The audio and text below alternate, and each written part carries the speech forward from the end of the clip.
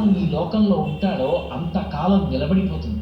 రామాయణం ఎంతకాలం ప్రవచనం చెయ్యబడాలి అంటే మనుష్య జాతి ఉన్నంతకాలం రామాయణం ప్రవచనం చెయ్యబడుతూనే ఉండాలి, రామాయణం చదవబడుతూనే ఉండాలి. శ్రీరామాయణం వేదోపబృంహణం.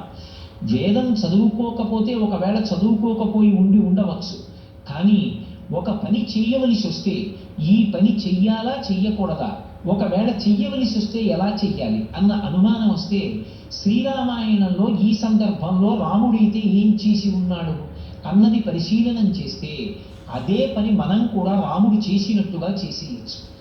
అంత వేదవిహితంగా ప్రవర్తించినటువంటి మహాపురుషుడు రామచంద్రమూర్తి. అందుకే మీరు చూడండి, రామరాజ్యం రామరాజ్యం అని ఒక మాట వినపడుతుంటుంది. లోకంలో రామరాజ్యం అంటే శ్రీరామచంద్రమూర్తి పరిపాలన చేస్తేనే రామరాజ్యం వస్తుంది అని నేను ప్రతిపాదన చేశాను అనుకోండి, అంటే ఇక రామరాజ్యం ఎప్పటికీ రాదు.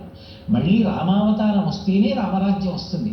కానీ సుభిక్షంగా ఉన్నటువంటి ఏ రాజ్యాన్నైనా సరే రామరాజ్యం అని పిలుస్తాం.